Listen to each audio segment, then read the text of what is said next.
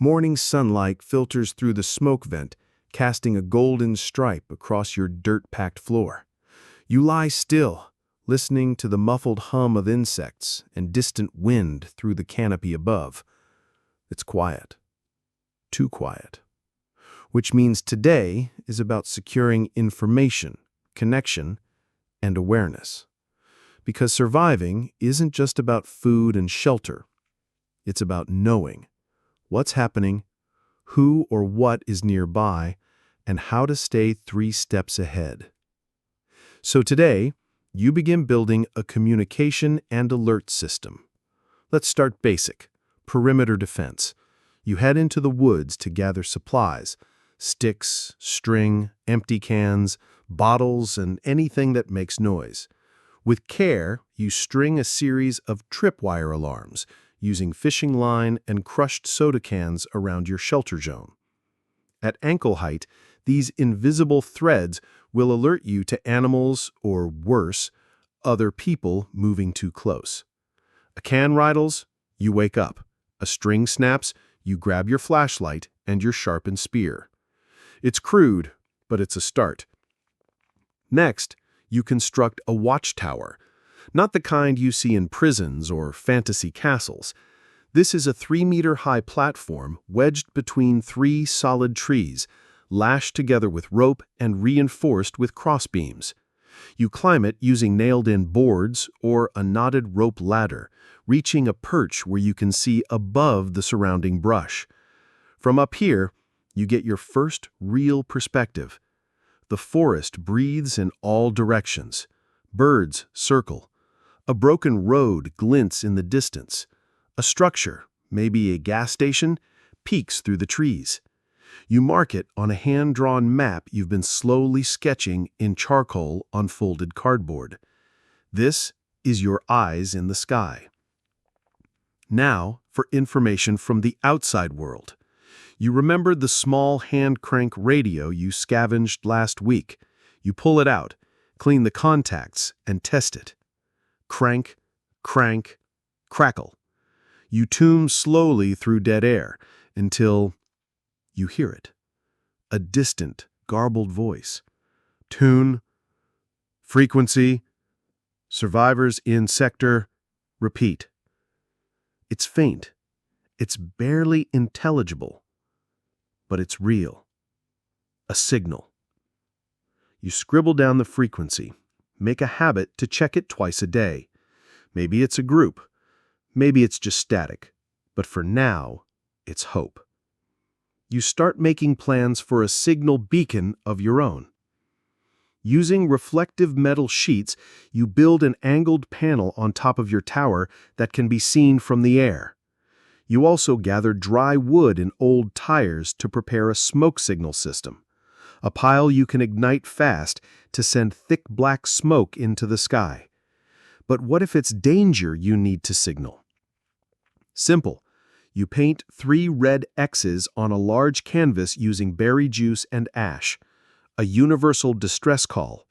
If things ever go south, you lay it flat in the clearing, visible from the air. Now you think about night vision, not goggles, but strategies. You rig motion sensor lights using solar garden lamps you modified with small capacitors and switches.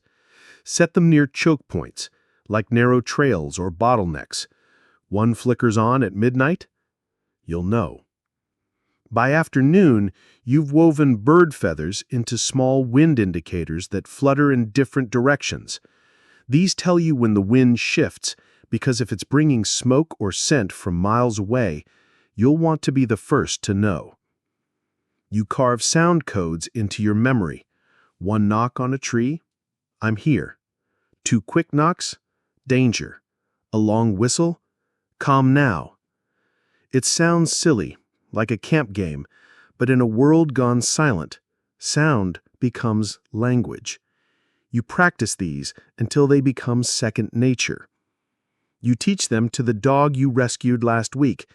He barks once for yes, twice for danger, or maybe he's just barking at squirrels. You pretend it's tactical. Before sunset, you sit atop your lookout and eat a dinner of roots and dried meat. Far off, clouds move in. You light your lantern and open your notebook. Today wasn't about building things you can touch. It was about building awareness, threads of perception that stretch across your little slice of this dead world. Now, if something comes, you'll know. If someone speaks, you'll hear. And if the stars align just right, you might even answer back. The rain begins before dawn. You wake to the soft, repetitive tap of droplets hitting the tarp roof and the unmistakable scent of petrichor, wet earth, and rotting leaves. Your fire pit is damp. Your boots are colder than you'd like. But today's goal is crucial: water management. Without clean water, even the best fortresses crumble. You've been surviving on rain catchment and nearby streams, but it's time to go beyond surviving and build something sustainable, a system that protects you from drought, contamination, and uncertainty. First, you take stock of your containers. There's a blue plastic barrel you salvaged from a warehouse, a couple of 5-liter jugs, an old cooler with a cracked lid. You start by placing them under extended tarps to harvest rainwater. The key is surface area. Slant your tarp like a funnel into the barrel.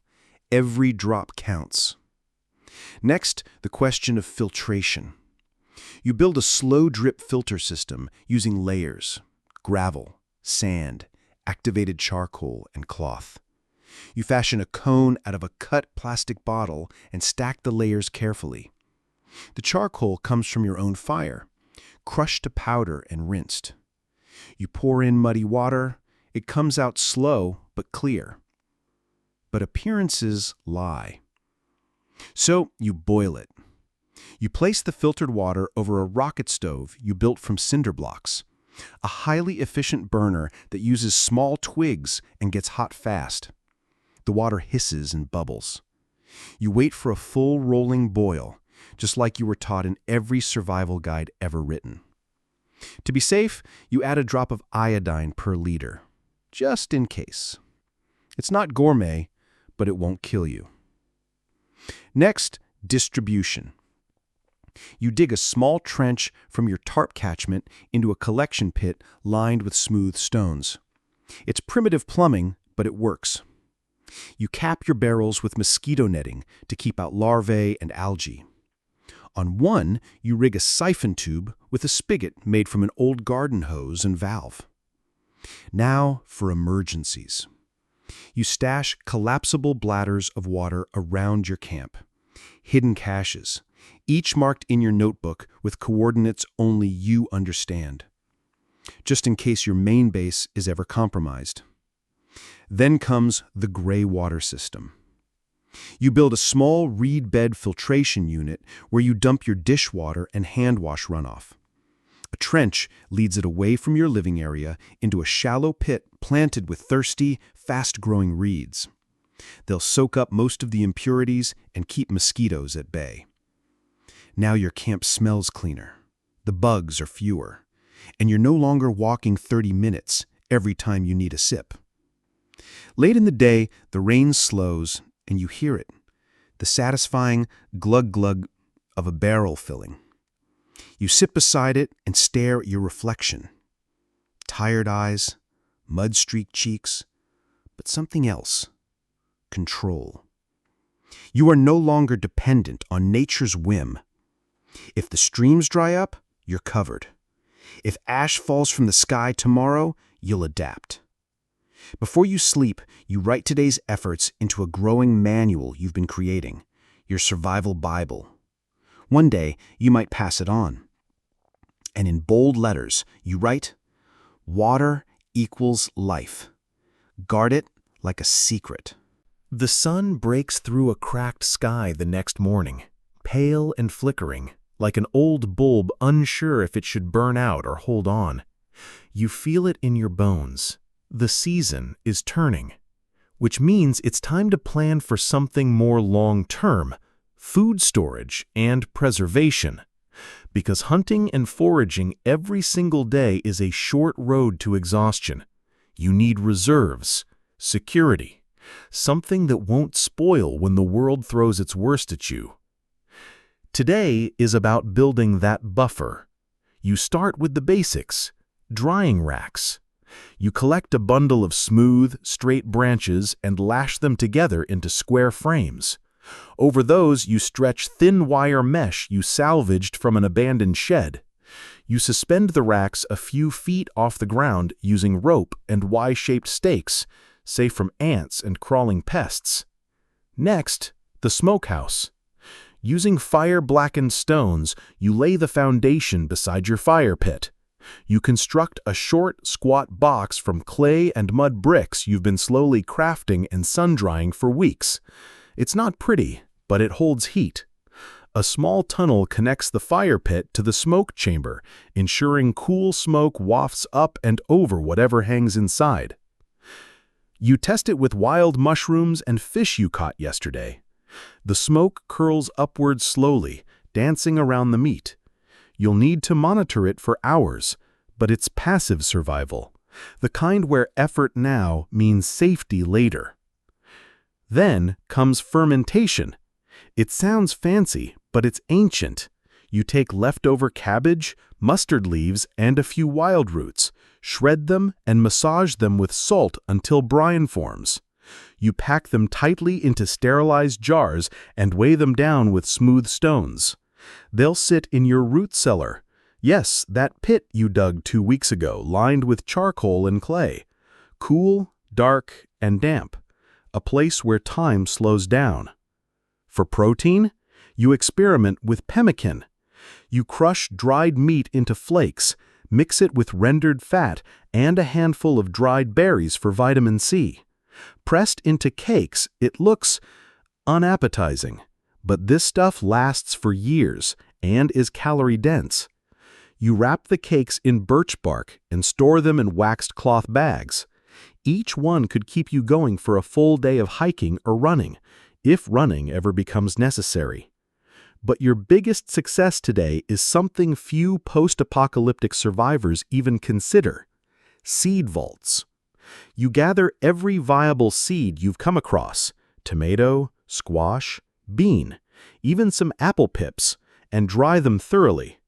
Then you wrap them in parchment, label them meticulously, and seal them in airtight jars alongside silica packets made from dried rice. You stash these jars in a waterproof ammo box and bury them under your shelter floor. Insurance for the next planting season. Before dusk, you begin planning a solar dehydrator.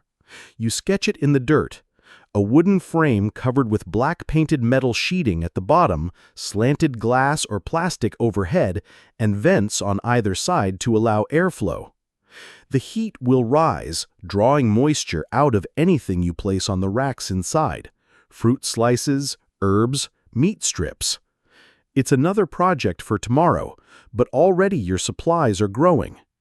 You take inventory: 3 jars of pickled roots, 2 strips of smoked trout, 5 pemmican cakes, 1 full drying rack of mushrooms, a barrel of clean water, a firewood pile stacked to your height, seeds tucked beneath your feet. You are becoming the kind of person who survives winter, the kind who doesn't panic when the animals migrate or the skies stay gray for weeks. Tonight, you celebrate by slicing a dried apple thin and dipping it in salt. It's not a feast, but it tastes like control, and that's even better. Before you sleep, you mark an X on your map beside the smokehouse and write 3 words under today's log: preserve or perish. The wind sounds different today. It whistles low across the ground, weaving through the trees like it's searching for something. You wake to the strange silence that comes before a storm. Clouds clumped like bruises overhead, birds vanished, and the pressure in your ears just a little too tight. Your instinct flares: shelter upgrades, now. What you built weeks ago, was enough for mild nights in gentle drizzle, but this smells like the first real test, and you're not betting your life on tarps and stacked branches anymore. You start by checking the structural integrity. Your lean-to is now a semi-permanent hut made of wattle and daub, woven sticks coated in layers of mud and straw. You run your hands over the walls, patching new cracks with a slurry of wet clay. It's ugly, uneven, but solid. The roof is your biggest vulnerability. You crawl up and double-layer the bark shingles, overlapping them tightly. Then you anchor everything with heavy stones, just in case the wind starts yanking. Inside, you dig shallow moats, trenches around the shelter's perimeter to direct rainwater away. Water pooling under your bedding once was annoying. In a storm, it'll mean hypothermia. You remember the first night you shivered so hard you couldn't sleep. Never again. Now for insulation. You gather dried moss and tuck it into wall gaps. Then you hang wool blankets, rescued from a rusted truck, along the inside walls, adding not just warmth but soundproofing. If branches crack or winds howl, you want the illusion of peace. Your fire pit gets an upgrade too. You encircle it with stones and dig a chimney vent that leads outside through a clay pipe you formed slowly over days. Smoke is life, but only when it goes where you want it. Then, the storm shutters. You cut 2 sturdy planks from a broken table and hinge them with wire loops to cover your small window hole. You lash them tight. Even a small flying branch can ruin a night and your face. As you're working, the first drop hits your forehead. Cold. Heavy. Followed by a dozen more. You rush inside, pulling in your supply crates and sealing the door with layered fabric and mud. You press your ear to the wall. The storm begins with a whisper, then a hiss, then a roar. Rain hammers the roof, wind claws at the walls, branches rattle like bones.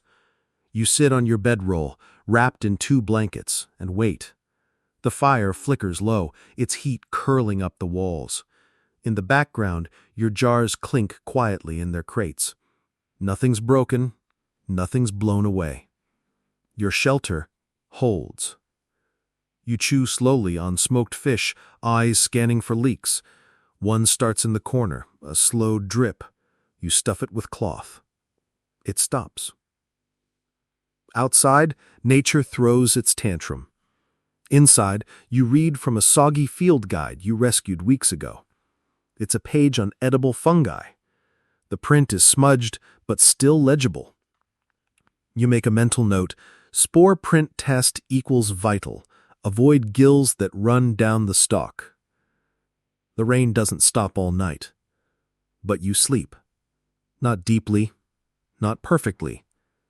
But you sleep knowing you earned this night. Every clay patch, every trench, every reinforced beam. It bought you a few hours of warmth and peace. And in this world, that's a luxury. By morning, the storm will pass. The forest will steam in the new sun, and you'll step outside, boots squelching in the mud, to find your home still standing. That's progress. That's survival. You wake to silence, but not the eerie kind this time. This is the deep hush that follows chaos, the heavy calm after a storm has screamed itself hoarse. Outside, the world is dripping. Leaves sag with water. The air smells clean, like wet soil and pine resin. You stretch, crack your neck, and step out into the mud. Your shelter survived. That's still sinking in. There are branches down everywhere, but the roof held, the walls stood firm, and not a single storage crate was lost. You grin a little. Not bad for something built with your hands and desperation. Today's goal: replenish and repair. You begin with water. Storm runoff fills the leaf-lined trenches around your hut, but you can't trust that yet. So you head toward the stream, where the flow is high and fast from overnight rain. You use your crude sand charcoal cloth filter, a bottle cut in half, filled with layers, now blackened from many uses. The water drips out clear. You boil it anyway. Always boil. While waiting, you take stock of your food. You're down to 2 smoked trout, a pouch of roasted cattail roots, and some wild greens. You need protein. So today, it's time to check the traps. You move quietly through the woods. Your snare lines stretch between trees and narrow animal trails. Crude, but effective. The first 2 are empty. The third has a rabbit. You kneel, whisper a soft thanks, you've started doing that lately, and carry it back. It's not much, but enough for a stew if you stretch it. The bones can go into broth. The fur, tanned slowly, might become insulation later. You clean the rabbit with careful strokes of your flint knife. You're faster now, less squeamish. The survival version of you no longer winces. It just works. Back at the hut, you start repairs. The roof needs patching where a branch scored a gouge. You reinforce it with bark and tie down a new crossbeam using braided vine cord. You curse softly when a splinter drives into your thumb, but you suck it clean and move on. The afternoons for restocking firewood. After storms, dead branches litter the forest floor. Some are still wet, but a few from sheltered trees are dry enough to use. You haul them back in bundles over your shoulder, stack them in the elevated rack you built last week, and sigh with satisfaction. Before dusk, you check your perimeter. It's a habit now. Walk the 30-meter radius around your shelter, look for prints, smells, signs of disturbance. You spot deer tracks, fresh, but no predators. Still, you notch a few warning sticks near the path, tied with tiny bells you scavenged from a ruined cabin. If something crosses at night, you'll hear it. Inside, the fire crackles. You make stew in your tin can pot. Rabbit, roots, and wild greens. You crush dried berries for a tangy flavor. It smells incredible, even if it's not enough to feed your past self. While it simmers, you write. Yes, you've started keeping a journal. Torn pages from old books, bound with twine, inked with charcoal and berry juice. Nothing elegant, but it holds your thoughts. The weather. Traps that worked. Mistakes to avoid. Like, never leave fish near camp. Raccoons are bold. Writing calms you. In a world where time has lost meaning, your log is proof you existed. Night falls, and the fire's warmth lulls you into quiet. You sip broth and stare into the flames, mind wandering. You think about how different everything is. How once you worried about emails or rent or what people thought of you. Now, you worry about splinters turning septic or if a storm will tear your roof off. And yet you feel something strange. Peace. Not all the time. Not fully, but enough. Enough to notice the way the trees creak as they dry. Enough to smell rain still caught in the earth. Enough to close your eyes and trust, just a little, that tomorrow won't kill you. Not yet. You finish your stew, stretch your back, and tuck into your bedroll. The fire dims. The wind has calmed. You drift asleep thinking of something simple. You made it through another day. Morning doesn't announce itself anymore with the sound of traffic, alarms, or morning radio.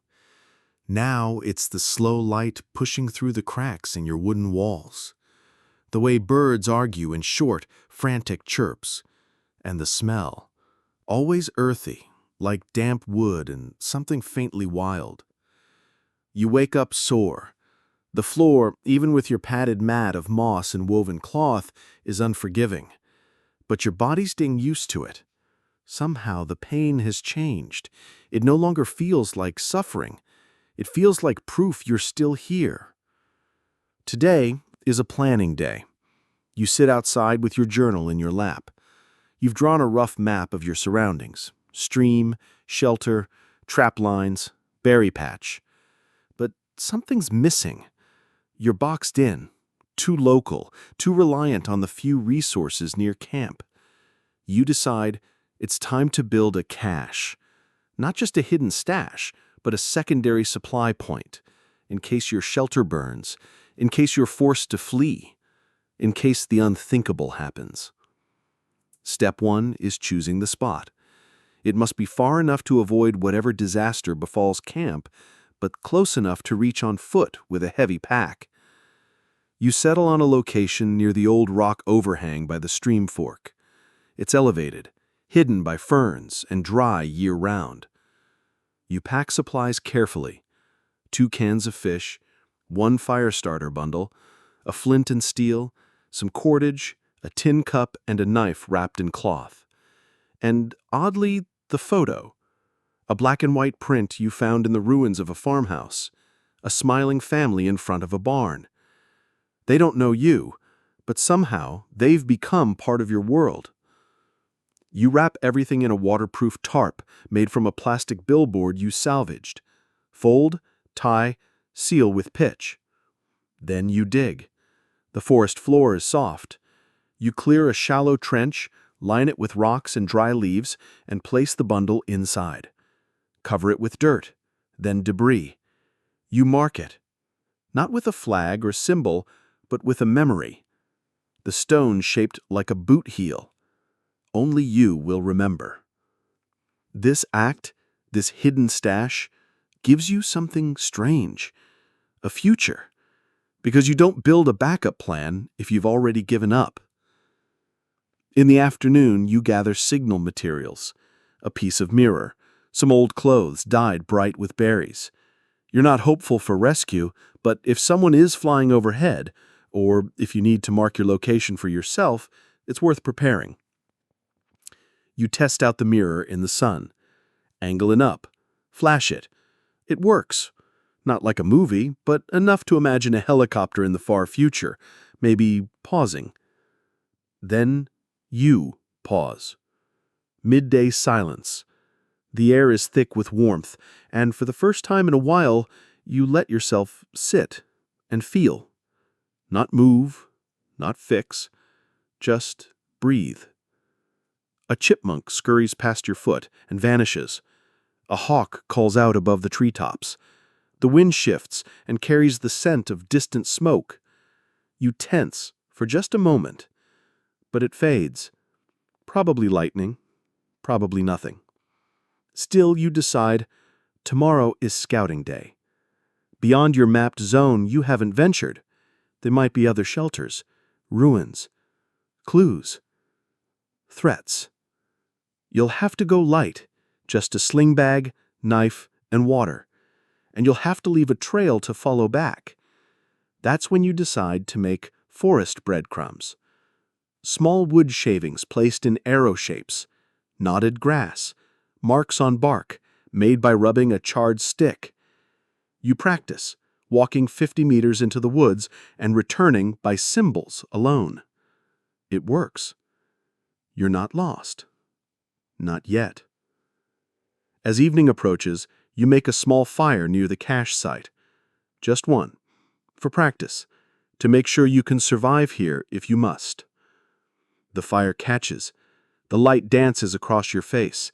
You crouch beside it, not to warm your hands, but just to know that you could.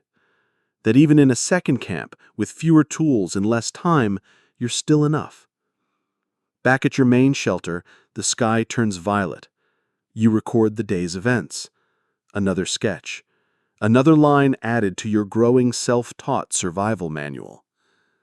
You catch your reflection in the water barrel. The face is thinner, older, harder. But the eyes, they look awake, alive. You stare into the fire, thinking of tomorrow, of the trail beyond, of the past you've let go, and the strange, stubborn hope you've started to grow. You wake before the light, not from fear or cold, just instinct. A quiet tension hums under your skin. Today you're heading beyond the known, past the stream fork, past the ruins of the barn, into the trees that look the same but feel entirely different. You prep lightly. One sling bag, knife, fire starter, water flask, notebook, a strip of cloth for emergencies. You carry no food. It's not about comfort today. It's about knowing what's out there. You step away from your shelter and glance back just once. The roofline blends with the trees. Soon it vanishes from sight. Every few meters you leave a marker, a piece of bark wedged into a branch, a knotted reed. It's slow going. The undergrowth is denser than you expected. Thorns tug at your pants. The ground slopes downward, then levels out into a soft valley. You pause when you see it, a broken road. Faded asphalt peeks through the weeds. It's almost comical, civilization's bones sticking out of the earth like a fossil. You walk it for a while, boots crunching old gravel. Alongside, rusted signs collapse into the brush. The words are unreadable, the colors long gone. But the structure tells you this was once a place people rushed down, late for something. Further on, the road ends in a parking lot half swallowed by moss. And beyond that, a building. Well, part of one, a squat concrete structure, no glass, no door, collapsed roof. But it has shape, it has history. It once mattered. You approach carefully, draw your knife, not from fear, just caution. Inside, it smells of mold and rust. A metal cabinet lies on its side. The floor is scattered with leaves, a few bones, animal, you hope, nothing fresh. You search, methodically. There's a metal cabinet half buried under debris. You dig with your hands, fingers numb from cold metal and splinters. Inside, two canned drinks, a moldy first aid kit, a sealed box of matches, and, tucked into the corner beneath a plastic sheet, a small solar-powered radio. You freeze. Your heart does something strange, like hope but painful. You lift the radio, brush off the dust. It's light, cracked screen, buttons stiff. But maybe. You turn it over, a tiny switch. You flick it. Nothing. You carry it outside, angle the panel to the sun, sit, wait. After 15 minutes, you try again. A low click, then static, then silence. And then one long, drawn-out tone, then more static. Your breath catches. Could be automated, could be old, but it's something. You mark the building's location in your notebook, draw it from memory. You name it, Signal House. It's a strange feeling walking away from it, like turning your back on the first other voice you've heard in months. But you can't stay. You need to test the range, and you need to get back before dusk. The journey home feels longer. You follow your trail markers in reverse. Miss one, retrace steps. By the time you see your shelter again, the light is fading. You sit by your barrel and test the radio again. Same tone, same static, then silence. Still, it means something. That night you log every detail. Your handwriting is more controlled now, neater, the hand of someone who's not just surviving, but adapting. You sketch the machine. You plan to check it again in a week. You list ideas, build antenna, climb for reception, scan at night. You fall asleep that night with it on your chest. It hums faintly, either from static or your own heartbeat. In your dream, you hear music, a faint lullaby from a time you can't name. And for the first time in a long time, you smile while sleeping. Your sleep is lighter now, more alert, even in dreams. Something inside you knows the rhythm of the world has shifted. Morning arrives with a dull silver sky. No sun, just a thick veil of clouds. Still, you test the radio again. Static. Then a soft click. Then nothing. But it's enough. Today's mission is different. It's no longer about scavenging or building or just surviving. It's about reaching back, seeing if the world might echo. You start by reviewing your notes. Everything is neat, labeled. You even corrected the spelling from last week. Funny how that matters again. Then you prep your tools. You need height, somewhere to send the signal higher. You head toward the ridge where the trees thin out. A climb, yes, but worth it. The pack is lighter today. You carry the radio, rope, knife, and a makeshift antenna, an aluminum pole from an old tent, wrapped in copper wire scavenged from broken electronics. You pass familiar markers, your original snare trap, the overturned barrel that once startled you like a wild animal. These things no longer frighten you. They anchor you. The ridge climb is slow. Your hands slip. Boots find loose soil. But you make it. At the top, the trees part slightly, revealing a broken landscape that stretches for miles. Ruins like teeth on the horizon. A skeleton of a world. You set up the antenna, secure it between two trees using paracord and tension, then you attach the radio. You turn it on. Same static. Then, faintly, a repeating pulse. Short, long, short. You freeze. You listen. It's a pattern. A message. You repeat it back into your notebook. You listen again. Still there. You don't know Morse. But this is no accident. You stay on the ridge for hours, listening, sketching, feeling something inside you flicker to life, something you didn't know you still had. That night, back in your shelter, you make a new entry in your log.